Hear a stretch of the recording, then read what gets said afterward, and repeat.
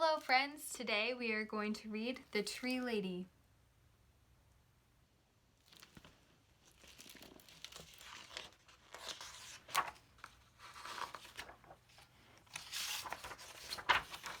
The true story of how one tree-loving woman changed a city forever. Catherine Olivia Sessions grew up in the woods of Northern California. She gathered leaves from oaks and elms. She collected needles from pines and redwoods, and she braided them together with flowers to make necklaces and bracelets. It was the 1860s, and girls from Kate's side of town weren't supposed to get their hands dirty, but Kate did.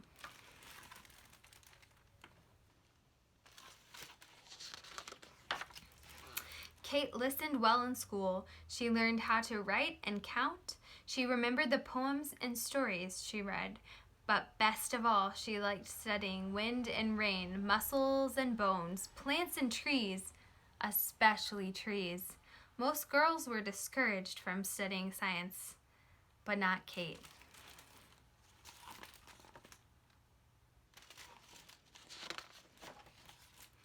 Kate felt the trees were her friends. She loved the way they reached towards the sky and how their branches stretched wide to catch the light.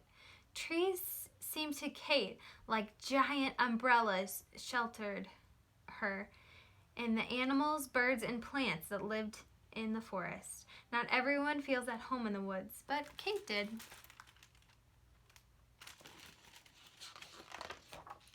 When Kate grew up, she left home to study science at college. She looked at soil and insects through a microscope. She learned how plants made food and how they drank water. And she studied trees from around the world. No woman had ever graduated from the University of California with a degree in science, but in 1881, Kate did.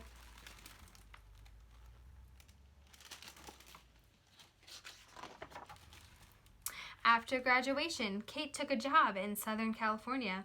When her boat docked in San Diego, she saw that her new home was a desert town. Kate never thought she would live in a place with very few trees, but now she did.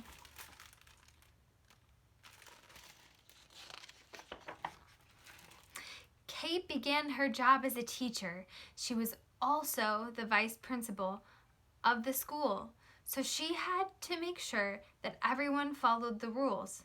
Kate missed studying science and was not sure how she would stay on the job, but for 2 years, she did.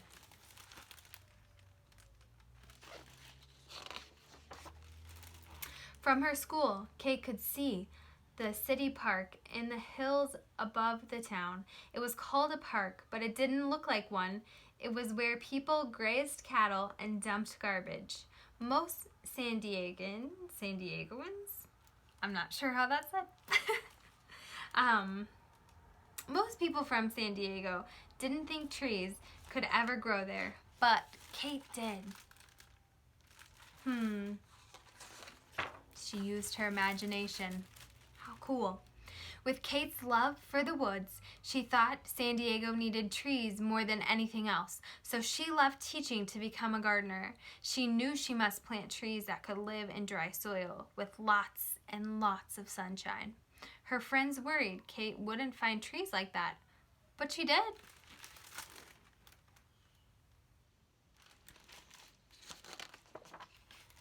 Kate became a tree hunter.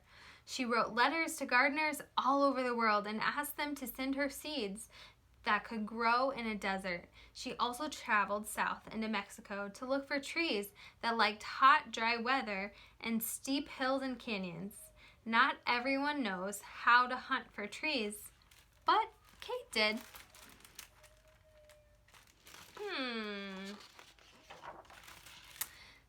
Soon, Kate's trees were planted along streets, around schools, and in small parks and plazas all over town. People bought trees from Kate's nursery and planted them in their yards, from elms and oaks to eucalyptus and palms. But by the turn of the century, young trees from Kate's nursery were growing in every part of San Diego. Most people didn't think a desert town could sustain so many trees. but Kate did.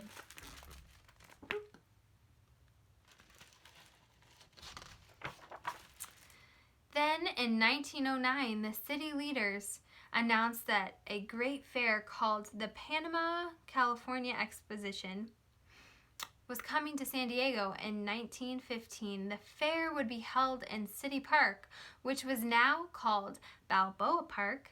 Kate felt that Balboa Park still needed more trees, thousands more, to look beautiful and to shade the visitors that came to the fair.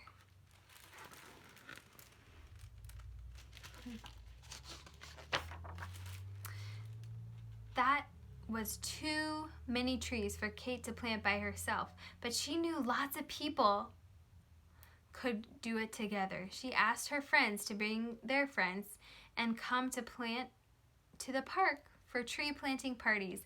Again and again, people volunteered to help. Those volunteers weren't sure they could plant enough trees, but before long, they did.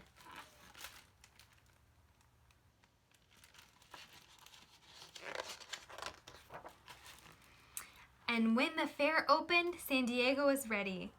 Millions of trees and plants filled Balboa Park. The fair had so many visitors, it stayed open for 2 years instead of 1.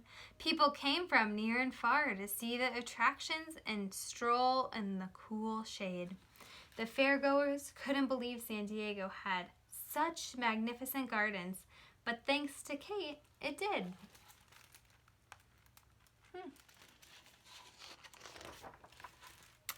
In the years after the fair, Kate was given many awards for her work, and people took to calling her the mother of Balboa Park. She continued gardening and planting trees until her death in 1940.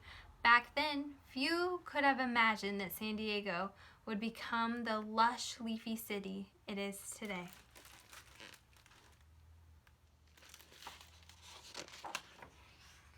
But all along, year after year, Catherine Olivia Sessions did.